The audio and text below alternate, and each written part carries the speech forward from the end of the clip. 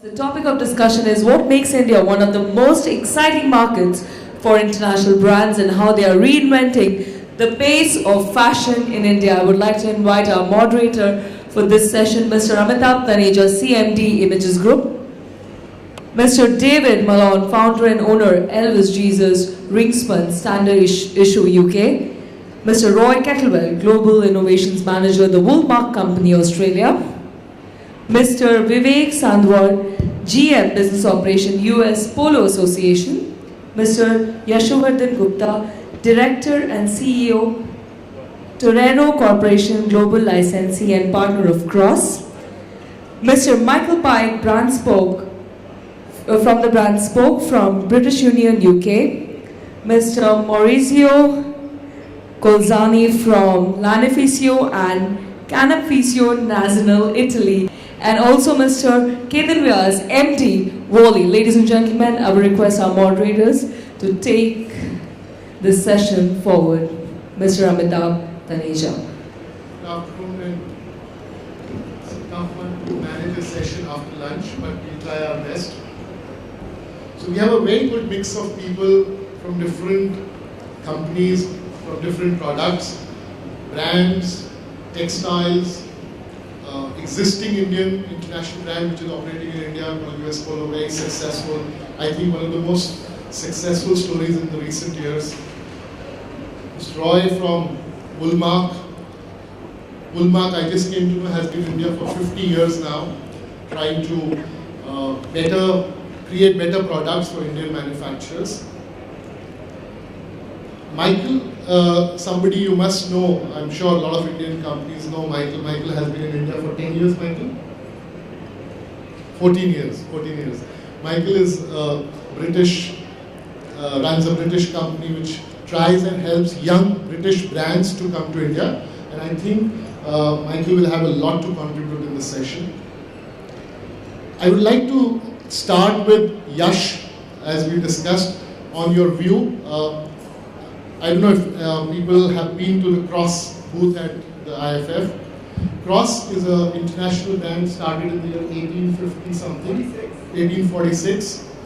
Cross has introduced accessories, leather accessories and bags and wallets at the IFF. Yash represents them globally. This is the global launch of Cross in India. I would like Yash to start with your view on Indian market, what you see in the Indian market. And India, you launched the Cross accessory first time, this is your first launch, and you also go China, and so your views on the Indian and the Chinese market. Excellent. Hi everyone, I hope this is audible. So I'm Yash, I represent Cross. We are the exclusive global licensee of their leather accessories collection. And for about a couple of years now, we've been sort of retailing all across the world, and I just couldn't wait to sort of get into India and really start distributing and retailing in India, and we're all really excited. And this session was really all about how our international brands sort of, feeling about India. And really India is a fantastic market. I mean, we have a phrase in Hindi, "Ghar ki murgi dal barabar." Everyone's just focusing on other markets, not realizing the massive opportunity which exists here. I mean, some reasons why international brands should really start investing more money, focusing on the Indian market. We were just sort of debating on that, and we feel so. India is a really nascent market, and it's a completely virgin market. Brands and iconic brands such as Starbucks or in India's case Suzuki always attempt to create cultural change. In really mature markets, it's very hard to create cultural change.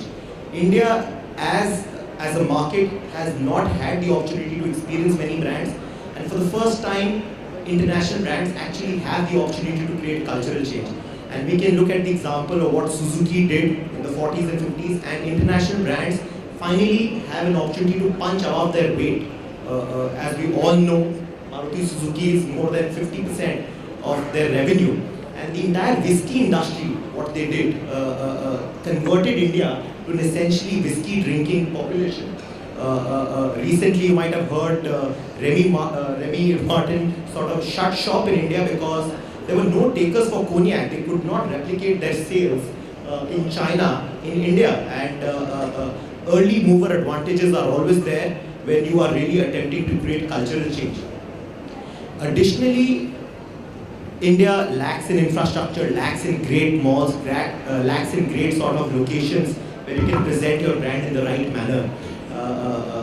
If you come in late, you miss out on the best sort of selling locations.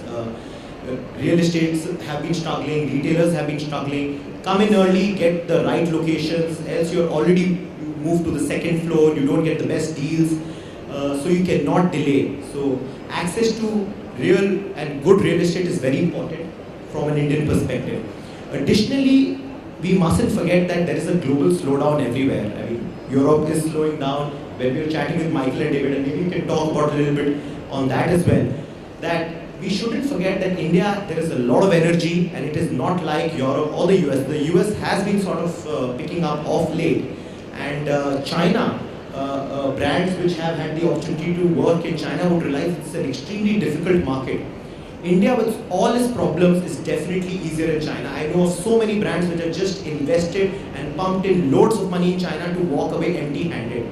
India is definitely a better risk-reward scenario, and one can definitely be well assured of their investments within India. Why don't you also tell us that why did you first choose India for this launch?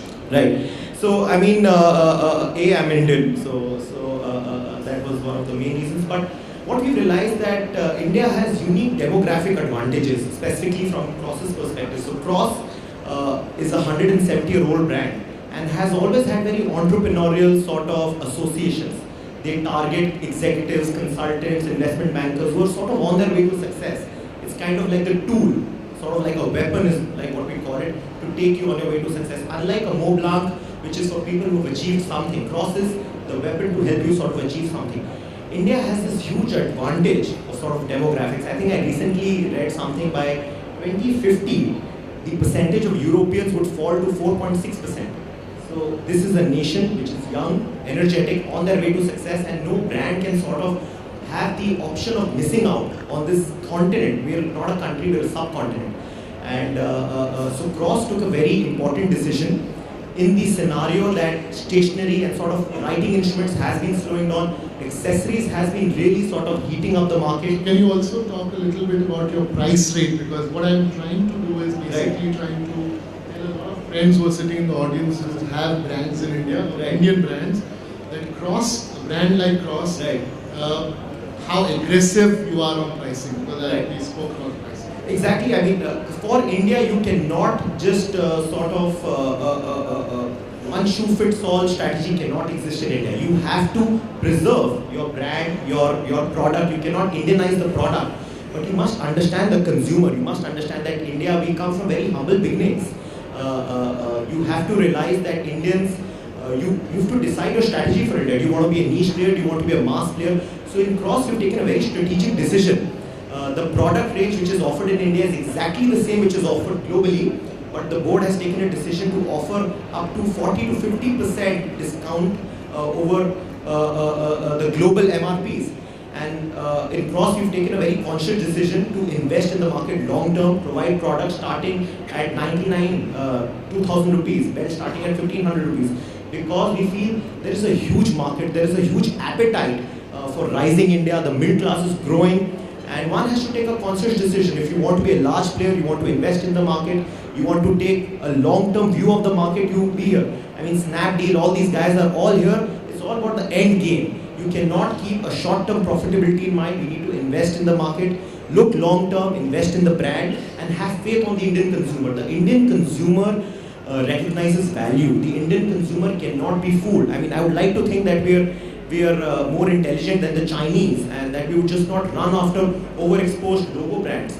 We seek good quality, good value. We cannot be shunted bad products.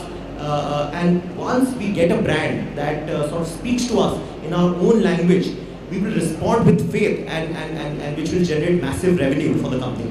So let me come to Vivek now. Vivek, you run the brand called US Polo Assassin in India now. How many years? 3 years?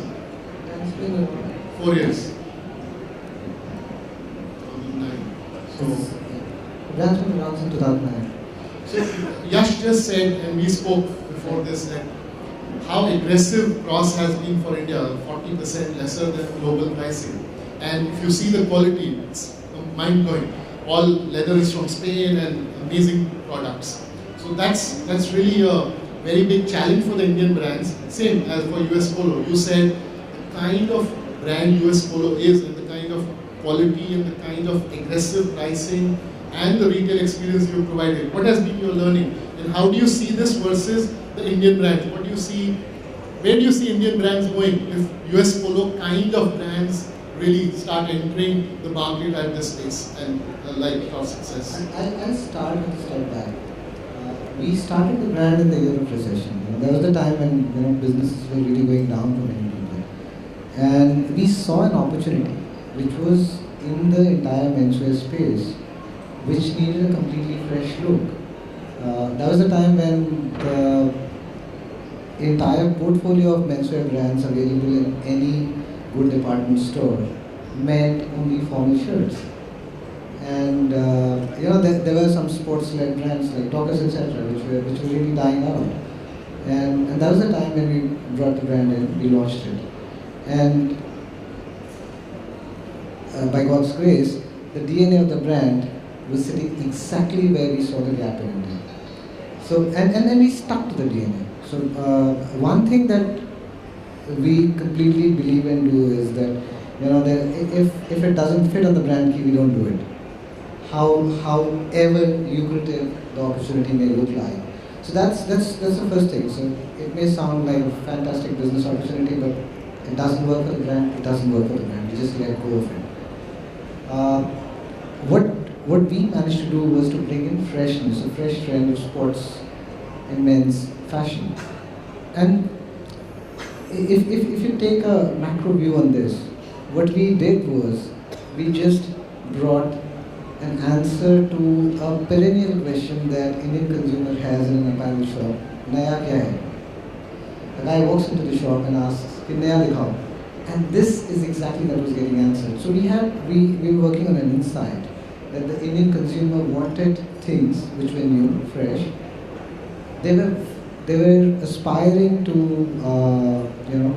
a lot of international brands which were present even then, but it was by and large acting like a window to the world that you could see but not really touch, feel, own. So can you also share the size of US Polo today in terms of number of stores, revenue? we sell out of 200 plus exclusive stores, and for last almost 2 years we have added a store a week.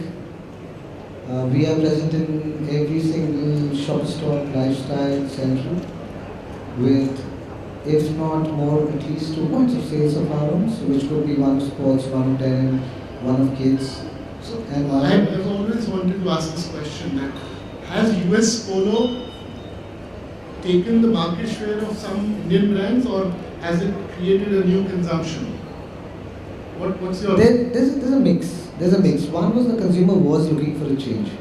So there was a drift that happened from the straight formal shirt to a livelier, sportier, brighter workwear. The second thing was also there were a whole bunch of people who were still stuck somewhere between the formal and did not.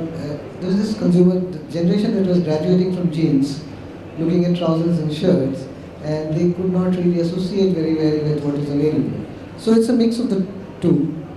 Somewhere maybe initially the formal brands lost out a certain bit of share to us, but I think now it is kind of evened out. Let's go to Roy. Roy, your view on the market. You've been in India for 50 years now. We've been basically trying to understand how international brands really look at Indian market as the next big opportunity. So we spoke about the Indian brands and how will you help these Indian brands compete with these international brands, and what are you doing and what do you think of the Indian market? Okay, so I guess the first thing I ought to mention is that we're not your normal brand. The Woolmark is a what you would call an ingredient brand. We're like the Intel inside of the fashion industry, and our role is really to augment a brand's, let's say, credentials. We've been doing this for best part of 50 years in India, and the way we've worked with manufacturers, with brands, not just in India but globally. In the initial stages, it was about the integrity of the product, the fibre content. Is it real? Is it real wool? We've also gone through a process of introducing quality, product quality, and also design to help the wool-containing product to stand out within the market containing other fibres, other products. Now, one of the things that went through my mind when I first saw this session explained was that we're looking at the excitement potential for international brands to come to India to I won't say exploit, but certainly to make some money out of the market. Is what about the local brands? And I think that's one of the opportunities for Woolmark is that we're here to, in many ways, to help local brands as well as international brands introduce their products into new markets, re-establish themselves in existing markets, and the way that that can be done is through communication to the new consumer who's excited. They've got new disposable income, and they want to make informed decisions. And I think that's where international brands have got a really, let's say, strong role to play within India. You've got the means, you've got the products, and the communication channels to get that information across to the new consumer that's looking for the better quality product, the more interesting sort of product. I would come to David and Mike, and maybe both of you could please share this. Mike, you've been 14 years in India now. Roy just said a word which said exploit the Indian market. I seriously believe that the Indian brands, most of them, are not ready to capture the consumption of India. They're not ready to really feed the consumption of India. So could we say that the international brands, you are looking at really exploiting the Indian market because the Indian brands are not ready? And your experience on India, if that's exploitation thought is not there, then why you've been facing a lot of issues over in the Indian market in terms of finding the right partners and the kind of business model they want to work with you on? That's a big question. Over to you, Mike. Thank you, David. I think we've been involved in India for 14 years now. 10 of that was consultancy to a number of businesses here. The last 2 or 3 years, it became very clear that India is a large opportunity that is starting to deliver. Genuine opportunities. But I think, I'm not sure if the word is exploit, but how do you execute those opportunities? I think is one of the biggest challenges. It's almost like there's a lack of confidence or a lack of experience with the Indian partners that we talk to, that you'd like to think the international brands can not only bring their product, their branding, but also bring some confidence and an understanding of the consumer and how we engage that consumer. I think often the conversations I have always begin with the commercials, the trade, terms of trade. But really the conversation should start with who's my customer and how am I going to talk to them and how am I going to deliver a good experience to them. David, would you like to? Well, I think where I come from is, I think India's all about big business. Everyone wants to talk about big business, big opportunities, big place, big numbers, and as Mike says, that's great. And if you look at the opportunities, I think the opportunities are everywhere else. I mean, you know, in the UK and the States, the fashion industry is fashion first, maybe industry second. It's multi-layered in regards to new brands, freshness, excitement, sexy. And here it's still business, business, business. And I think where I come from is my brand and the brands we're showing here with the British Union are all small scale, you know, between 10 and $15 million turnover each. So within an Indian terms, we're tiny. You know, but the opportunity that we bring to the table is, you know, we're more innovative, we're faster, we turn quicker. You know, maybe not me personally, but as a marketplace, you know what, my objection, my plan here is to get faster and faster, to go from a drop a month to a drop a week to a drop a day, you know, to really be dynamic. And I think that is an opportunity there because it isn't covered, because the obsession with size and scale and like I say, the opportunity I see for British brands is that we have that adaptability and we have that dynamic aspect that, as Mike said, you know, the first questions you hear here is like, you know, like I said, commercials rather than, well, is it any good? You know, who's your customer? You know, what's the ethic? What's the personality behind the brand? Why don't you also share a few thoughts on your experience and why do you think India is a huge opportunity? You've been sticking to India for so many years and you're really spending so much time in India and you actually convinced lots of friends in UK to come to India. So there must be some opportunity which you see here which you don't see in UK. What's that opportunity? I think for us, you know, in India it's about the consumer.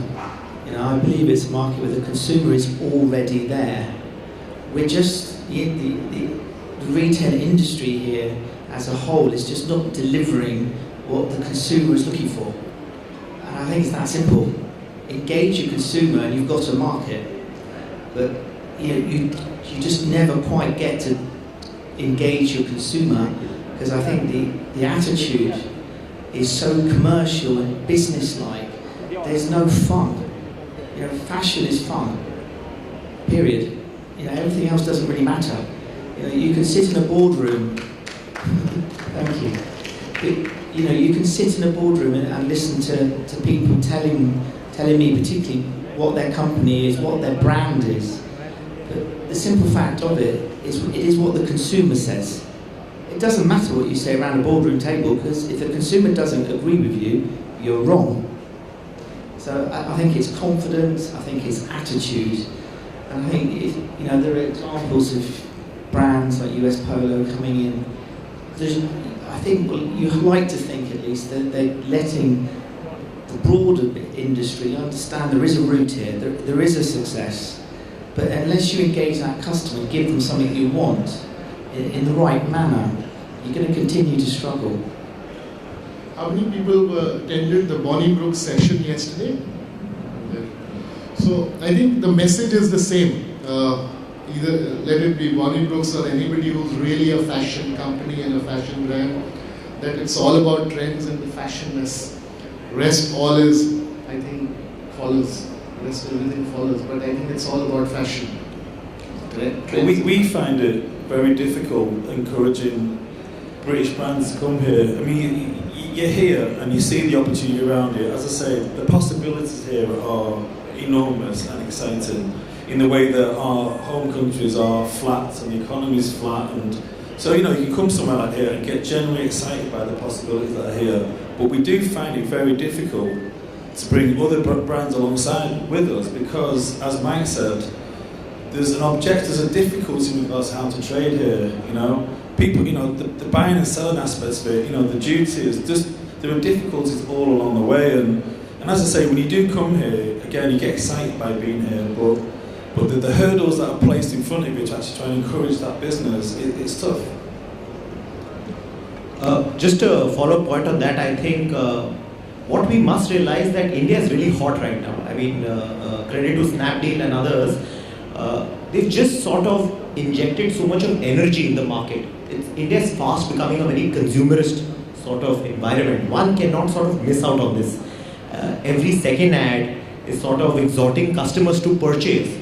And surely as brands, we must take advantage of this opportunity. I think online, offline, everyone benefits when every second ad is telling, my wife is just out spending, you know, every second ad is exhorting customers to go out there and sort of spend.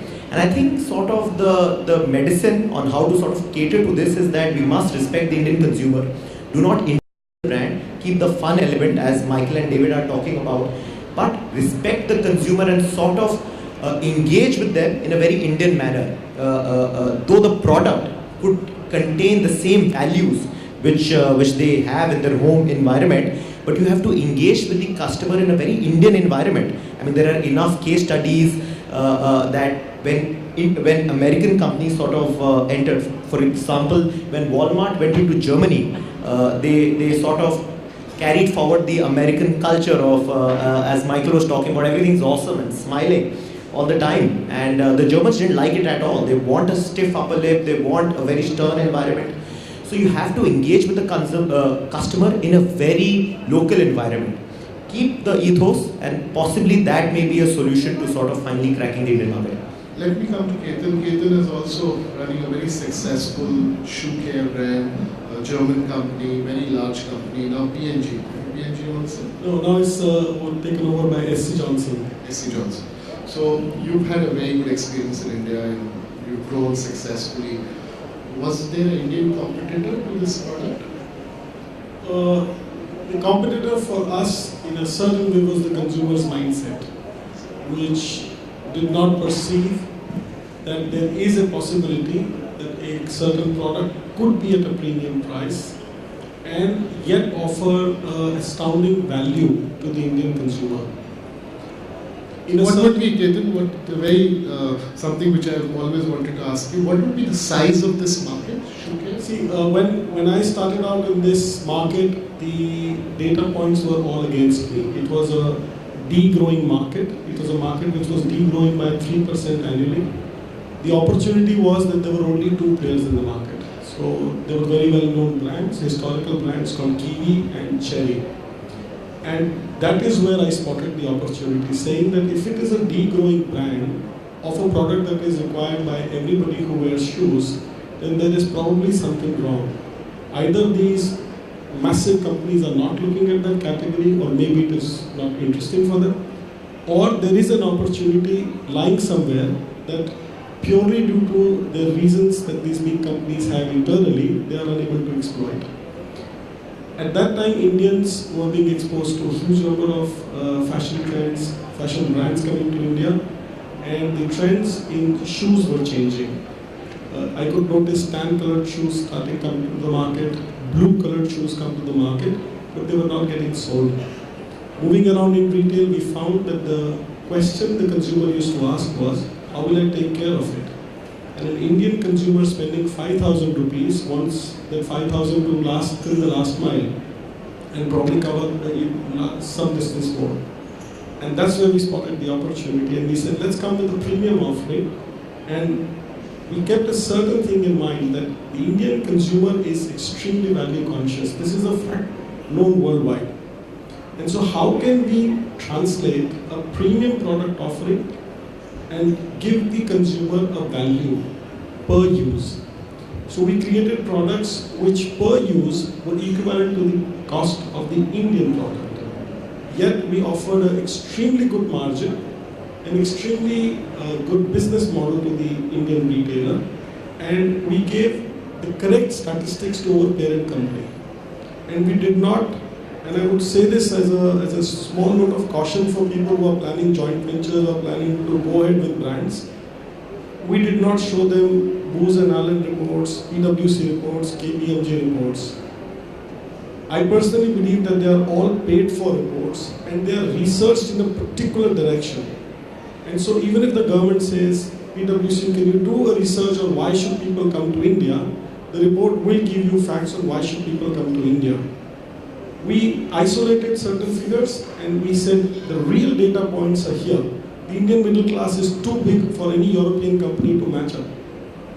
But do the entire middle class behave in a similar way? No. Even though they are termed as middle class in India. So we isolated data points and we gave them slow growth figures, but we gave them figures which were achievable. And year on year, we delivered those figures to them. And that's what makes India a very interesting market for European companies or American companies when it starts to deliver what has been promised to them, because that is a part of the European culture. Write down what you can deliver. And we did that, and in that way, they really found that the Indian market is performing, and it is to their expectation, and they were able to change their production or their labeling or their brand ethos if they wanted to Indianize a particular product at that speed. And that's what made it very good for them to come to India and succeed. Very interesting.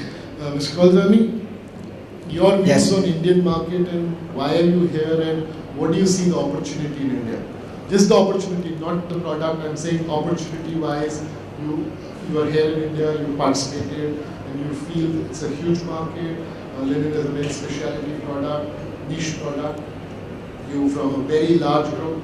Which group were you from with the company? The company Linificio belongs since 1985 to the group Marzotto, which is mainly a fabric manufacturer, maybe the largest Italian manufacturers of fabrics. Yeah. So what do you see in India and what's the opportunity? Let me say first of all that my colleagues here have already said a lot about it. I'm not so far ahead in the fashion system because the company I work for is involved in linen yarn production rather than in fabrics. As an opportunity. Yeah. What I see, what I can tell you, what I'm telling you, I tell it from the point of view of somebody who is new to India. We are promoting our products in this market since a couple of years only, so we don't have a long-term experience in this market. But it was impressing me, the Indian markets, right from the beginning, not only because, and it is obvious to say, from the point of view of the size of the market, but for the expectation of growth of the market in terms of proposal of products. When we reached the market, I thought about basic, mass. It's not only that. And I learned it in these few months or few years since I'm here. There is a demand which is, I can see from the product we are asked of. I can see that there is a demand of more elaborated products, more structured products, something that goes into sophisticated as well.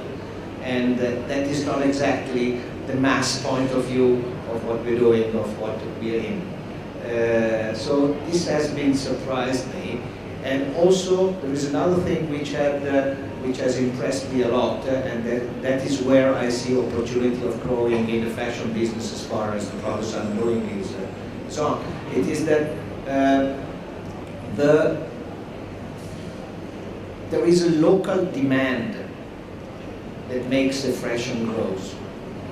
There is a local demand that is not only copying what other markets are doing, not only what European brands are doing. There is a local, let's say, taste that is growing in the market. And I think this is interesting to follow, because once this growth will be established in the market, it will be a growth of a continent and not the growth of a small size country.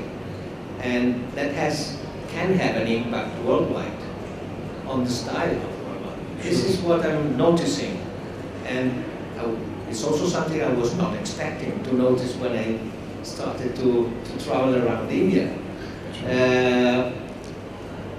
As far as, let me say a couple of words only, don't want to annoy the public, but a couple of words on linen. Just to give you, we made a survey of the market, and just to give you a couple of numbers. The linen consumption at every stage, yarn, fabrics, whatever goes into market is growing, growing and growing because the local consumption is demanding this fiber. Linen is only 0.7% of what goes around in terms of apparel products in the world. So let me say it is a little bit more than a niche. It is the niche of the niche maybe. Therefore, but the growth in the, nowadays the Indian consumption can be compared to whole Europe in terms of volume. And it's picking up, while Europe is not picking up. It's stable, stagnating, I would say. When you say that the Indian consumption is equivalent to the European consumption, annual consumption? I'm talking about the consumption of linen fiber into this market. And It's equal to... And it is equal to the consumption of linen fiber in Europe. In the whole Europe. Whole of Europe. Let's say Western Europe. I don't count in this Eastern Europe, Russia and this country. This is amazing and it is growing. So which means at one stage the Indian consumption of linen would be higher than European consumption. Definitely. Definitely. Oh, okay. Definitely. So add-on points from what Maurizio said. I think it's very important to sort of, and something which sort of Vivek talked about earlier as well, that there is not just one India, there are multiple Indias. And I think if we segment the market interestingly, then we can sort of create more value. For example, I had earlier sort of talked about the population being very young. One strategy could be to really sort of appeal to the millennials, and the sort of vocal Indians that we are generate a lot of viral energy and let the millennials sort of talk to others and sort of help benefit the brand. But interestingly, India is also very nascent industry for business gifting. Indian entrepreneurs suddenly and SMEs have more energy now. And we might have heard the story of this Gujarati businessman who sort of bought thousands of cars and so many jewelry sets. And that obviously represents an opportunity. Not only the multinational companies, but small and medium enterprises.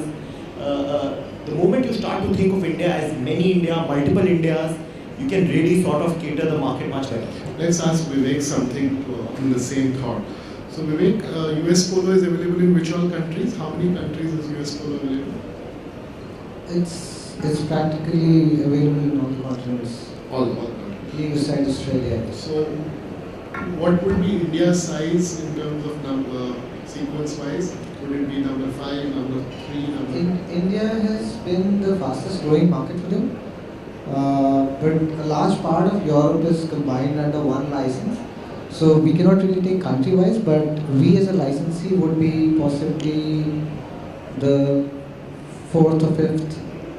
And growing faster than others. Growing faster than, a lot faster than others. Ketan, what's your category? Where are we in the global? Well, I would offer you two insights into this. One is that our company is having this brand since 84 years. 84 years? Yeah. In 84 years, the German company in all had been able to make 4,200 retail outlets across Europe. In 3 years in India, we did 2,900. So that's what I was trying to understand, that if all of you, some of you must be Indian brands or creating Indian brands or thinking of producing Indian brand, the international companies are going to come to India. They believe in the India story.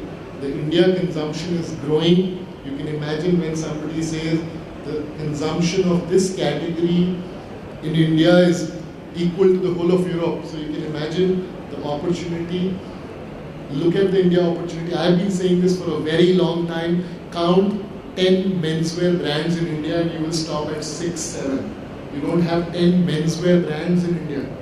You do not have 5 Western women's wear brands in India. You do not have 5 kids wear brands in India. And look at this opportunity. A company from Germany comes to India with a category you won't even think, and creates 2,500 stores in 4 years? Yeah. 4 years. And adding on to that, when we started, we were It's good, but it's sad in a way, because I think Indians are not looking at India seriously. I have a point there to make, and that's about, and that's while one says that it's good and sad both, but let's No, look- sad in a different context as No, an sure. entrepreneur. Sure. Because finally all of us are Indian, and you're also running an international Yeah. brand, he's Indian. So no, what I'm trying to say is that there at times, it takes somebody outside your house to tell you what's really going in and what could be the bright side. So the good thing is that it's happened. No, Now- let now me also we say really this know. one thought on this subject, and this is a very serious thought, and I've always believed this. There's a guy called George Soros, and I don't know if any knows, he's one of the largest American hedge fund. He was the founder of hedge fund. I heard his speech once, and he said this. He said, I like India and I like China. I like the energy of India. I do not like the execution of India. I like the execution of China. And that's why China is China and India is India. I can tell you, there are 10 people in this country who are very large. They only do the ideas and there's no execution. We leave things at the idea. We do not execute well. And I think that's the issue, which is a very serious issue. And I think most of the international companies realize that. It's in fashion and food, in every category of retail and other businesses. I seriously believe India is very poor in the final execution.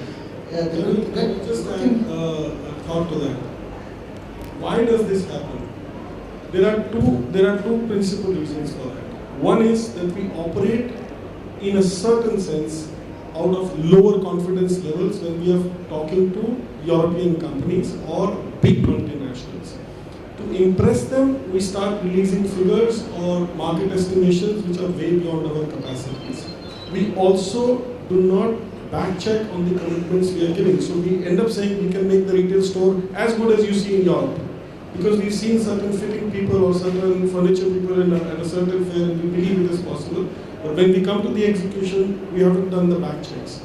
If, and I say this from my experience, if you work very closely with your partner, with your European or American or any foreign company, learn their execution, do not overpromise, sit down on the table and work out the figures to the last T. India is a realistically very good market because it starts to deliver near about what you have promised. And when they have taken a 40% growth into their business plan and you deliver 37 or 43, they are very, very happy. And big companies are not very happy if you say 40 and you deliver 60. It just upsets their plans. And even if you deliver 36, then they start to be a little tight. So if you work it out, India is a fantastic market, learning from the execution skills of these large multinationals. I want to ask David a question which is actually related somehow. We've had this problem, David, in this country. There are maybe 1,000 Indian garment manufacturers, 1,000 plus, very small manufacturers. And what you guys said earlier about you need to have that fun in fashion. I think that fun is missing, first of all, in all these 1,000 plus brands. How do you see this fun coming into this business, first of all? Secondly, also tell me technically all your brands. Your brand is maybe, what would be a typical brand which you have, Mike? $10 million, 10 million, 5 million scale? We go between sort of 10 and 50, I think, as well. $50 million Yeah. each brand.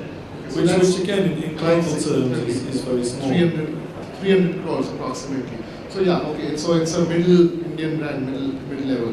Just going back to the execution thing, I think one of the reasons why there's an issue there is that I think that I found that within India, why take one word when 1,000 will do? I think tends to be the rule of thumb. And I think just things get over-talked just to such a degree. Everything takes 2-3 times longer than anywhere else I've ever been to.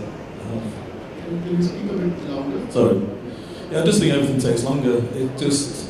it's just like I said, the bureaucracy here and the hierarchy, and as I say, every country I go to, everything takes 3 times longer here than anywhere else I've ever been to. And how do you guys operate as a fashion brand, $50 billion brand?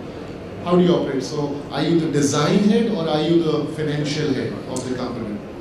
For me, I'm the design part. I'm the creative genius and the muscle of my business. Yes. So who markets? Michael's the brains of this thing. Okay. So you just take care of the design aspect of the brand? Yeah, I think obviously for my own brand, which I created from the ground up, I mean, you obviously have to have involvement right across the board. You know, my first experience in India actually was 20 years ago, coming here buying. You know, we probably shifted our focus about 10 years ago to China and other markets. So the last 4 or 5 years coming back here as looking to sell to the market rather than buy to the market is, you know, it's been really interesting, you know. And just like I always say as well, just the place is like a juggernaut. It's going faster and faster. It's a juggernaut that no one's, I don't think, driving. It certainly hasn't got any brakes. It might not even have any wheels, but it's just picking up pace all the time. And as I say, that for me really excites me, it really does. And as I say, we work really hard to encourage brands to come here and just get involved because it is so exciting. And again, I think that energy that you see here on the ground, you know, within our industry, as I say, I think it's just so geared up to big business and big structured business that, again, you talk about the fun. You know, it's because, you know, the fun comes from having a bar on your stand, it comes from, like, you know, having fashion shows, it comes from, like, having events and, you know, getting people excited by it. And if you can include the supply chain along with the front end, everyone starts enjoying it because it's a really fun industry to be in. We're so fortunate to do what we do and get paid for it as well. It's like, I still can't believe it. Vivek, how does US Polo operate in terms of how much do you invest on the design aspect? Because you really created some great products. So does the design come from the international partners? You have a design team, you source it in India otherwise? See, our structure is, there is a set of norms which are there. There's a global creative cell that exists. So there is a global design director who sits and puts together the trends that they see could be relevant for the brand. And that information is passed on to us. And thereon, it is completely on the shoulders of the design team in India. How do they know that what will sell in India? No, they pick stories that they think are going to make sense to the brand. Now we take that and then we make it relevant, presentable to India while being, you know, true so to it's the like brand. you have an international architect and you have an Indian architect which does the execution. They work together. Okay. They work together. How different is that? I mean, from the global range to the Indian range, is it usually different, or is it getting less and less so, or what? Okay, so here's an interesting thing I must tell you before answering that. US Polo Association is actually is the governing body of sport polo in the United States of America. So this is not an apparel company. This is a sports body. It's a non-profit, and what they have done is they have licensed the brand in various parts of the world with various companies who are experts in their market and the category. So there is a global handwriting that exists, and that is by and large the same across the world. But can I say there is one product which is a product somewhere else? Maybe the product in US may be slightly different from what's there in Italy, and that's going to be slightly different from what's there in India. So when you started working with US Polo, what was the business plan looking like in 5 years, 10 years? Where do you want US Polo to be? I just want to share with everybody what is this opportunity size you've created for yourself. What's the size going to be 5 years from now? I may not necessarily want to talk about number, but not a number. You can just say 500 stores, 300 stores. Like Jack and Jones says, I will be to 500 stores. So what would you think? What would be the size of US Polo 5 years from now? In terms of number of stores? We are I think beyond a point, the number of stores expansion is something that one would have to be cautious about, because that's one reality that exists in India. We are a very large country, but still availability of good productive real estate is not something which is very, very easy to come by. So while we have expanded at a very, very fast pace, we have been extremely cautious about it as well. So, instead of us trying to put a visionary number and say that, 3 years down the line I want to have 1,000 stores, we look at it in a more step-by-step manner. We look at more opportunities to expand not just by geography but also by product categories, addition of categories. So while I know that, I may be relevant to a certain category of population which lives in certain kind of towns, so I cannot go all around. But can I mean more things to the same set of people? So that's one thing that we do. A question for Vivek. I mean, maybe you could share the number, the India sort of size of USPA would be what percentage of their global revenue? I mean, that might give us some understanding of how important India is for USPA. My guess it would be north of 20%. I would leave that aside, but to be honest, we are important not just because of the revenue that we generate, but also because of the products that we have created, and that is something that the rest of the world really looks up to. I mean, there have been multiple times that a lot of international shoot, if you see what's done out of US, out of the creative cell that's based in US, features a lot of products which are styled, designed out of India. So the importance is not just from a perspective of scale, but also from the quality of value that we have been able to add to the brand. That's right. Roy, what do you think 5 years from now you'll see more international brands? Because you meet a lot of international brands. What is their feel on India, and do you see a lot of international brands coming to India? And where do you see the Indian manufacturers? Because you work very closely with both sides. Well, over the next 5-10 years, I think we will probably see a similar situation to what's Can you hold the mic happening. closer? Oh, sorry. I think over the next 10 or so years, we'll see what's happening in China, happening in India, where many international brands, they will, they've come to China. Clearly, we're seeing them coming to India.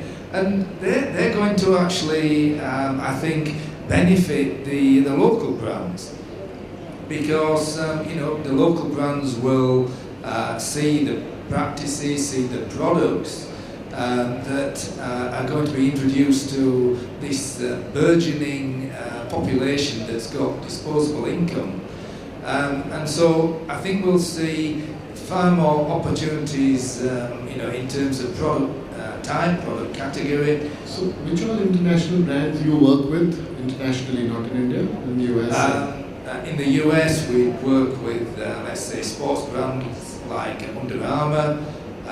In Italy, international brands like Armani. In the UK, we have Paul Smith. In China, we have De Costa. We have the Sunshine brands.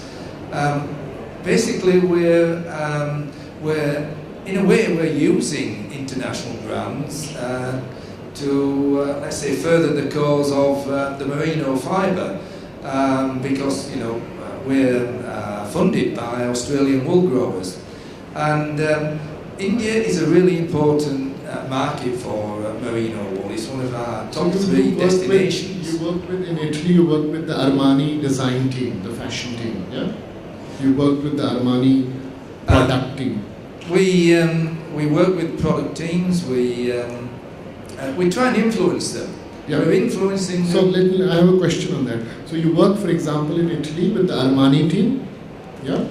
You influence them? We influence them, we help them source New products. new interesting product. And in India, which company have you worked with? Well, in India in particular, we've worked with the Raymond Group. So what do you see, how would you compare both the teams? Because you work with the similar teams, so where do you see the problem in India? I would say that in terms of the merino fibre... No, not merino fibre. I'm talking about the mindset. I'm talking about the team of Armani and the team of Raymond. How do you... to be honest, I don't see a problem. When I've worked with the Raymond team, I get a real sense of energy. You know, there's a real desire to. Why is the you know, Armani product looking so good and the Raymond product does not look good? I don't think you should say that in public, should you? There's no problem. They're friends, and I say that to them personally, also in front of them, also and behind them. So the Raymond Park Avenue product is nowhere close to Armani product. Why is that? The Raymond product is still developing. Still developing. Yes. And I think it's something that Yash said earlier. This Indian market is nascent, and you know there's a journey to be followed in terms of adopting, let's say, the attributes of the new international products that you know are becoming available. Well, tell me, what do you see the difference between a Raymond product and Armani, and why is that difference? It's a huge difference. Let's not be feeling shy about this. There's a huge difference between the products. I think it's detailing. A lot of it is in the detail. You know, if you a client of mine is an individual called Timothy Everest. He's probably one of the best tailors in the world if you look at his client list. And the love for the product and the cultural influences that are put into his design, you know, it's a lifetime of understanding the product, understanding the customer, and how you translate that into the fabric, into the detailing in a sophisticated way. And I think that sophistication, that eye for detail and experience, just, you know, the journey.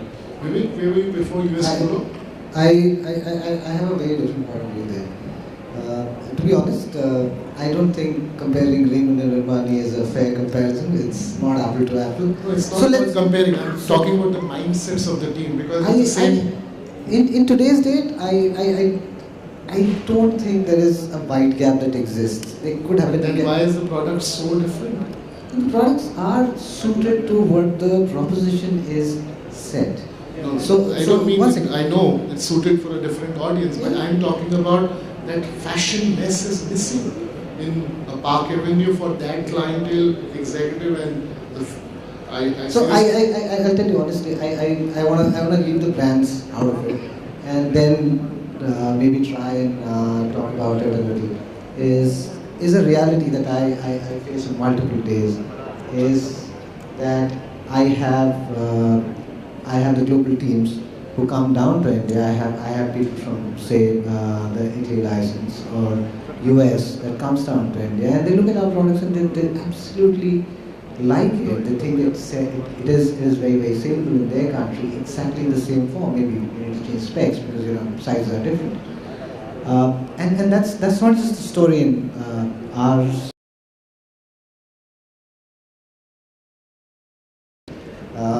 To create that infrastructure, right? But most of the organizations in today's date are really looking up to strengthening that piece of R&D. And if you ask me honestly, number of people that, if you're walking around in bread and butter, number of Indians you see around, tells you that Indians are, the organizations in India are really opening up to learning from what's going on in the rest of the world. And that gap is bridging.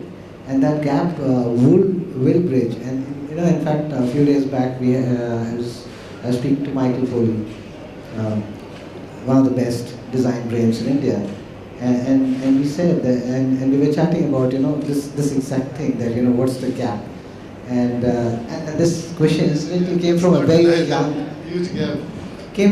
young design guy, but you know, and in the middle of discussion we realized that when you look at the body of work that Michael has done himself, it is as good as it could have been done anywhere else in the world. So I think it's a matter of time, and Indian organizations, Indian designers are progressing in the right direction, because there's a mind that's open, and people are looking at things outside. I think that a lot of Indian companies, they underestimate the consumer. I think, again, going back to that big business and then the lack of hierarchy here, you're either big or you're not at all. And I can say from my point of view, what I sell, what my best sellers that I can sell in London tend to be exactly the same product that I sell here. So I think the customer is more sophisticated than people really give him credit for. I think it's just like he can only buy what he can get, you know. But I think, as I say, within what we do and the brands we're bringing over, we're finding that the difference in the ranges is nominal now. You know, they want to buy the latest and greatest. They don't want it to be de-specced for the local market. They want to be the same as we buy in London and New York and everywhere else. So I have a friend called Sanjeev Mohanty. Sanjeev Mohanty heads Benetton in India, and we talk a lot and chat a lot. And I told him to come here, and he drives a Harley Davidson. And he was supposed to drive on a Harley Davidson into the conference. That's what we discussed. And he said, I don't think we should do that, Amitabh, because the fashion industry in India is not fashionable. They don't understand fashion. They are doing garment business. They are doing fashion business. They don't do fashion. So I think that's the piece missing. That's very seriously missing, and I've been saying this for a very long time. Fashionness is missing in India, and that's why a brand like US Polo, which is actually not a fashion brand, it's a polo association, builds a brand in India. I think that's a very serious thing. So what's Harley Davidson? It's a bike. So, yeah, I'm not talking about no, clothing. I'm talking about, see, the brands are not necessarily things that start exactly from the category that it operates in. You know, the biggest successes in the world, WPP in marketing, was a viral plastic product. Oh, sure. Yeah, so I mean, it's about the brand, and that's so, what I'm saying. yeah, so it's about the team and how much fun you have with fashion. That creates a great fashion brand, and that's what we've been talking about. I'd just like to add one point there. You know, David and I work for a lot of big brands, small and big brands, and the one thing they have in common, the good ones at least, is they're all creative and they're all innovative. You know, part of our journey is I'm really looking forward to get back to what actually David and I do, which is being creative with brands and customers, rather than trying to be creative and innovative how we work with industry here. There's too much time spent doing that and not enough time actually doing what we're here for.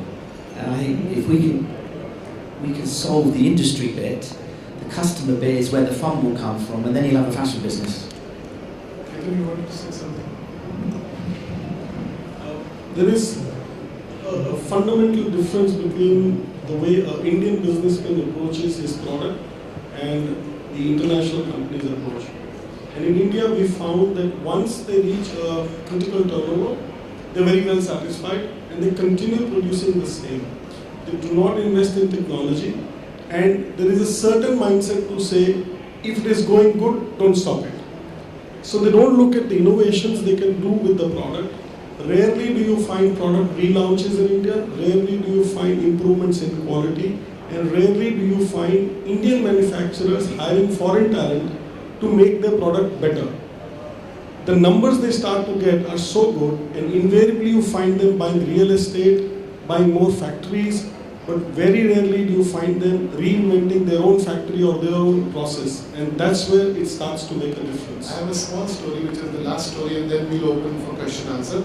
So I met a CEO of a very large fashion company, and he just joined a year back, this fashion big company. I won't name it because then people will not like it. And I said, how's business, sir? How's the fashion business doing? And I hope you're enjoying this. It's an exciting business. He said, no, it's a very tough business. I said, what happened? He said, I have worked on the human resource element. So we've got a new pool of talent coming in every month, every year. I worked on the retail real estate side. We can open stores in 36 hours, 48 hours. I worked on the infrastructure. Everything is worked out. But it's tough business. We are losing money. I said, where were you before this? He said, I was in this FMCG company. So I said, let me tell you, the fashion business is not Maggi noodles. Once Maggi noodle is produced, you just need to work on all the other things and keep the market growing. In the fashion business, Maggi noodle needs to be created every day. So you need to really create the product every day. So you didn't work on the most important piece. He called his whole team and he said, oh, this is something which we didn't. So I said, I've never bought a product from your stores, ever. You must be the largest company. Because You are selling to an audience who believes your brand name is good and you must be giving great fashion, but although you do not. So anyway, that was my last thought, and if you have any questions, then yes. Mike? Oh, question there, we'll come back to you. Hi, I've been listening to this debate for the last half an hour, and while I really appreciate the fact that you find India as energetic, I have 2-3 points of disagreement. Your comparison of Armani and Raymond's I don't think is fair. For one, Armani and Raymond. I think Armani is a designer, so if you want to compare Armani, compare it with a designer. Raymond is a brand, it's the largest brand in India. So I'm just saying, one second. Can I just... It's run by investment companies. Just 1 minute, let us complete it. So I'm from this fashion industry, so when you say something which sometimes it really gets to you, in the sense that Raymond, Park Avenue which you're talking about, is a brand which has been around for a long time. There's an Indian customer to whom it caters to, a very particular customer. Similarly as Armani caters to a certain customer. I mean, was the people, the attitude? Yeah, the attitudes, people are the same. Whether we're design team sitting in India, design team sitting overseas, our attitudes are the same. I think what changes... It doesn't show on the product. I won't agree with you on that. We have some great brands in India, I think they're doing really well. They may not be on par with Armani as yet, but I think we're getting there. And I think we're getting there because India has got talent, and I think India is doing really, really well. So 5 years ago, what products we were doing and what compared to what we're doing today, Vivek is sitting in US Polo today, 5 years ago, and he could also see the difference in what we did 5 years ago, what we're doing today. So I think we're getting there.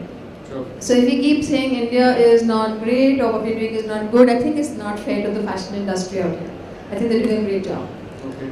Just wanted to be, and you spoke about not having 10 menswear brands in India, which you can talk about, or 5 womenswear brands. They may not be 10 national brands, but we have 15 regional players. No, but that's what I mean. Yeah. They are national brands, they're not even Right. 10 So we have about 5 or 6 big brands, and they are kind of all over India. I agree with you, but the problem with India is that we're geographically so different, and there are so many regional preferences. I think there are a lot of small brands catering to these regional preferences. But the opportunity is much bigger. Huge opportunity, That's what I mean. and the reason why people like David and all are coming into India is because they are seeing this market out here. Sure. And this is a market which has people buying garments that can be bought anywhere in Europe. So mindset-wise, in the way we think, I think there's not a great difference in what Indians are doing and what anybody else is doing.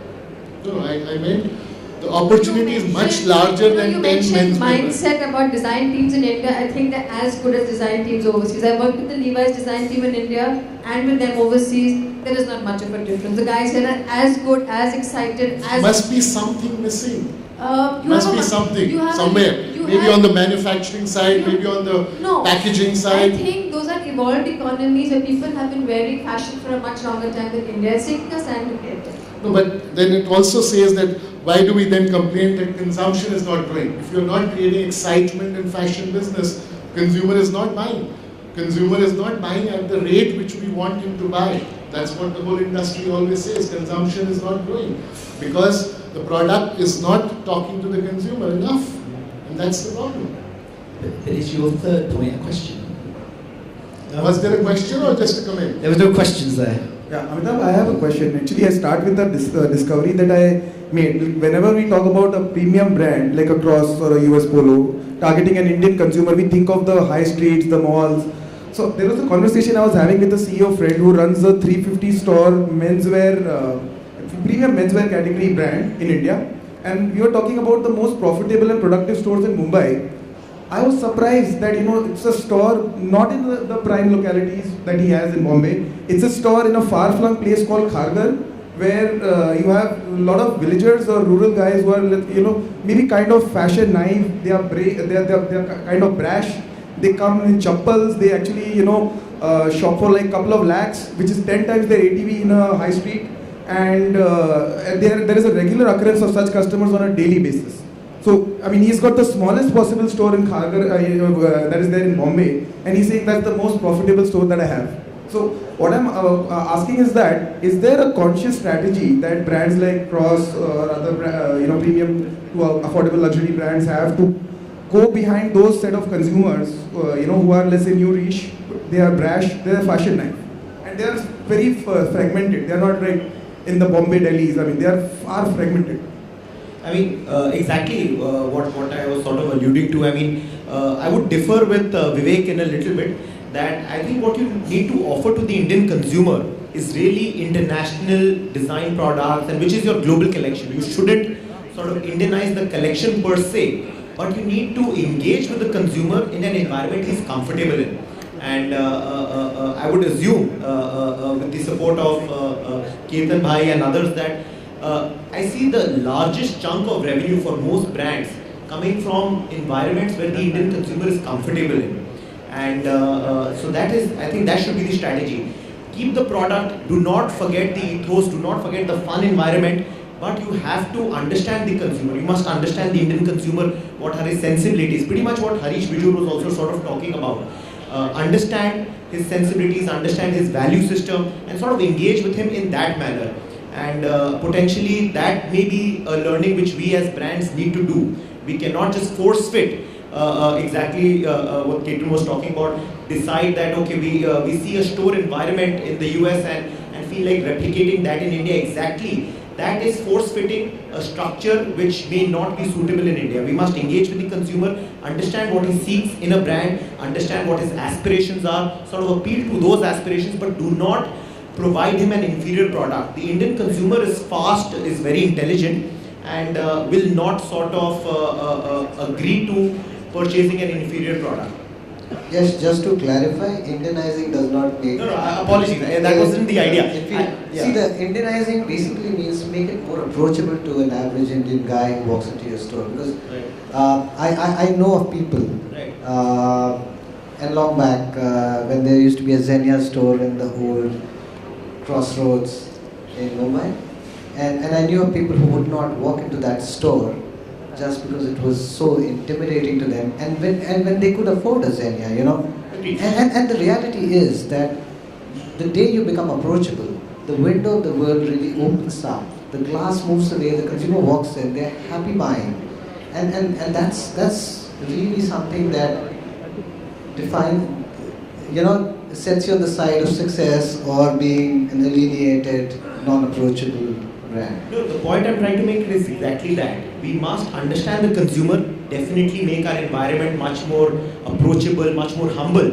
But we shouldn't sort of, for example, there are many brands where their color schemes globally are different from their color schemes in India. I've seen many brands which have great colors like blue, red, but in India they're selling olive green. You know, so we should provide exactly the global collection, the best in fashion, because exactly what Michael and David were talking about, your best-selling collection in the UK potentially is your best-selling collection in India. But the environment needs to change. The environment needs to sort of incorporate feedback from the consumer, and we need to listen to the consumer better.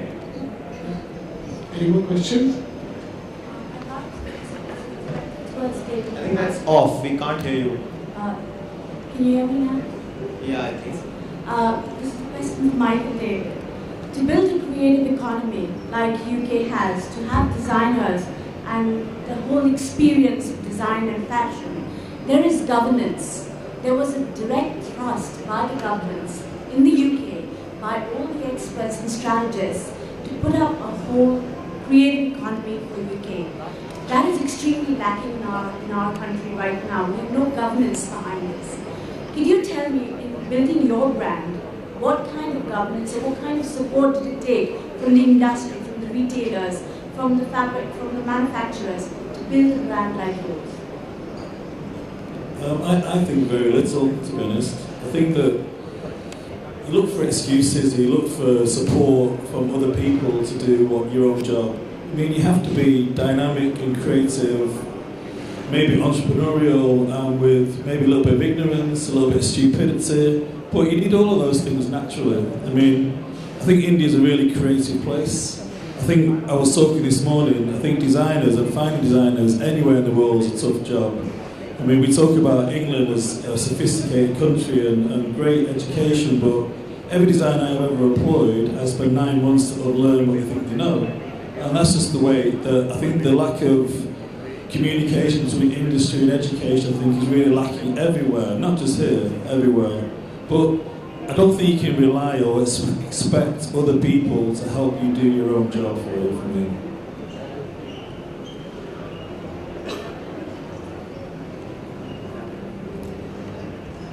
again, I think it's also, you know, India, it's going on its own journey. You've got to, a lot of fashion from the UK came out of the 60s, the 70s. We've had 40, 50 years of music merging with fashion. Fashion with, with the punk, it was about challenging people. I think generally in India, people are very polite. It's a very polite society. And there's things you can say, and there's things you can't.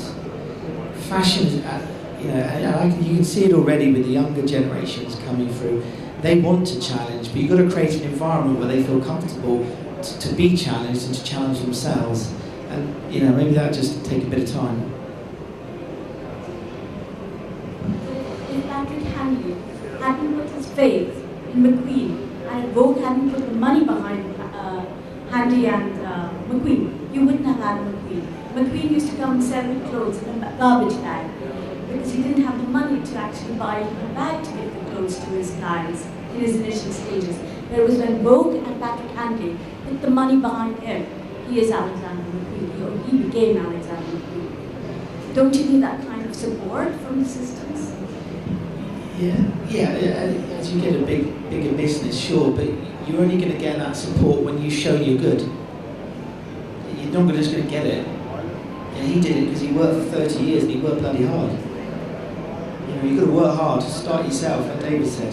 No one else is going to help you. You do it, and if you show you can do it, people will invest in you. One of the frustrations that I have with India, it's always, it used to be one step forward, three back. Now it's one step forward, half a step back. But what we've had to do is start looking at our own strategies.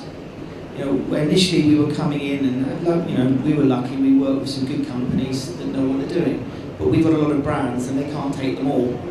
So we started to make our own execution platforms because we can't find the partners here to do it for us. But once we've proven that it will happen, then people will buy into it because they see that we've done the work for them. Good. Thank you very much. Thanks everybody. We can take off. Because you said that the bestsellers are the same in India as in UK. On the other hand, looking at what is not working in India, do you have any products in terms of styles or colors which was a complete disaster on this market? We don't really see it. I mean, we're only small and we don't do a great deal of business here, to be honest with you. So we haven't really experienced that in any great way. I honestly, I think that, with the advent of smartphones and the sophistication of the customer, the fact you can see everything everywhere, I honestly don't think going forward. Again, you go back 10 years, even training in America, there was issues with sizes and detailing, but I just cannot see that this is going to be an issue for us going forward. I really can't. Thank you very much. Thanks everybody for a great session. Thank you.